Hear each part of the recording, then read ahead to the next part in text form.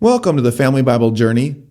If you're interested in seeing how the journaling that we mention in the podcast works, check out our website at familybiblejourney.com or look for us on Facebook and Instagram. When you see the logo, you found our page and you will see lots of posts that we update regularly from the podcast Journal Bible. Thanks for listening. This is episode 93, season 1 of the Family Bible Journey New Testament podcast.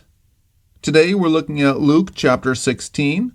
The title of today's podcast is Stealing or Good Stewardship.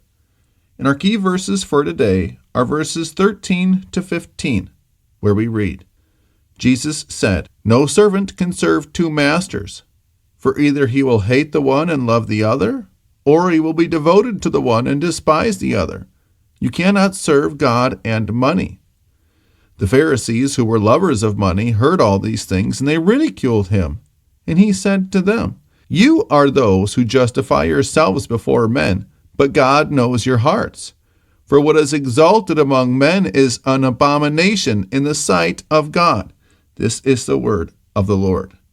Chapter 16 begins with a parable often referred to as the parable of the dishonest manager. I would prefer to call it the parable of the unemployed manager, because nowhere in this parable does Jesus condemn the man who was let go from his position. And this parable is often referenced as the parable of the dishonest manager in many Bibles. But it's good for us as Christians to recognize that those chapter headings are not inspired, and they can actually sometimes mislead us. So what we want to do with this parable is we want to get into it, and we hear the story of a man who was fired. He was an accountant, he had a book of accounts, and when he was fired, before he gave his book of management or his book of accounts over to the owner of the accounts, we're told that he made 3 friends by cutting shrewd deals with them so that they would receive him into their homes when he lost his job. And this podcast episode is going to have a couple of questions that I'm not going to answer for you. And the first of those 3 questions is the story an example of stealing, or is it good stewardship? In my own personal travels, I once ran across a man who was let go unexpectedly from his sales job. And I was talking to him in an airport lounge, and he told me that he was let go unexpectedly and that he had a series of flights that had already been booked for work to some fairly pleasant parts of the country. And so instead of foregoing those trips that had already been paid for, he went ahead and visited some of his friends in those communities on the dime of his former employer. Because when he was let go, the flights had already been paid for, the hotel rooms had already been paid for, the rental cars had already been paid for. And so he basically got to travel almost for free on the dime of his former employer. Is that stealing, or is it good stewardship? I'm going to have to let you answer that question for yourself. And you know, this question, whether the man was stealing or a good steward, as much as it is interesting and intriguing to think about, it is but a minor point in this parable, because Jesus tells us himself, the lesson of the parable there in verse 13, that no servant can serve 2 masters. You cannot serve God and money.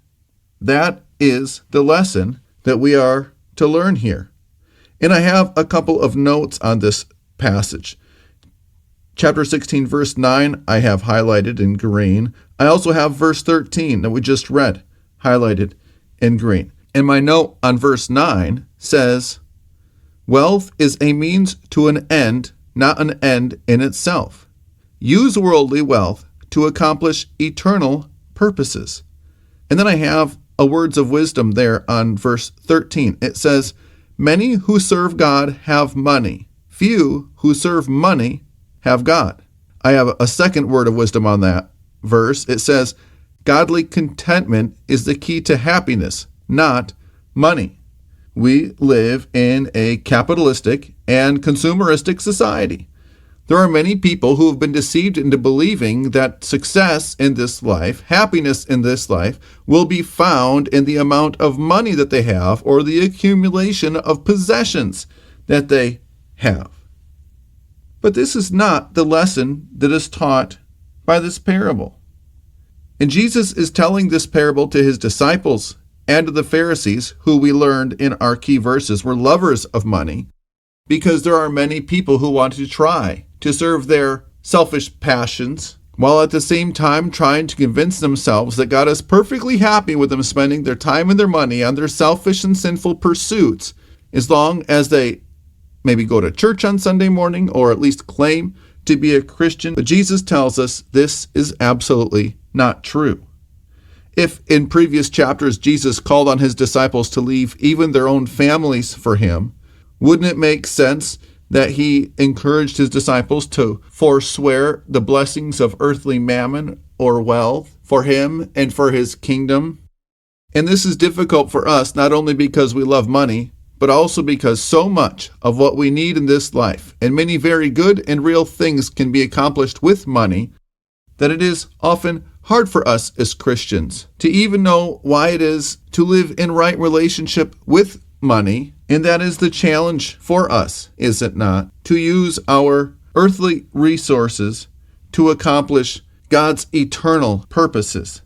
That is how we are to look at everything that we have in this life, be it relationships or money or power or position or anything else that we would own.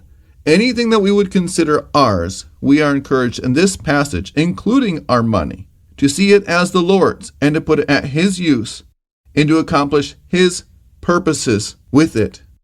Which brings us to two questions that I am not going to be able to answer for you in this episode. One, is your money being used to accomplish godly purposes? Or are you looking at the accumulation of wealth as an end in itself? And the second question, what do you live for? I think that is the key question of this passage. What do you live for? I'm going to guess that the things that you spend your money on and for are the things that you live for. We used to say that the checkbook would reveal your true priorities, but people don't have checkbooks anymore. But the principle remains the same. Those things that you spend your money on, that you are willing to trade a portion of the life that you used to earn that money for, those are the things that you truly value. And I pray that as we reflect on Jesus' teachings here about money, that you would be encouraged to make a healthy self-appraisal of how it is that you are using the earthly resources God has given to you. And consider how it is that you have been faithful in what you have been given, and where it is maybe that you could grow and improve, putting the Lord and his purposes first, above any selfish wants and desires that may grow from a hardness of heart.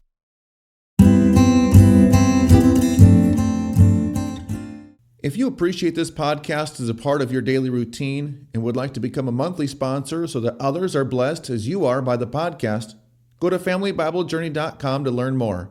Sponsorships are tax deductible and cover our operating expenses like hosting and the services that make this podcast work. Our blessing for today.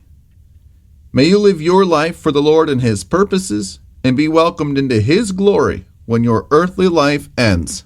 Amen.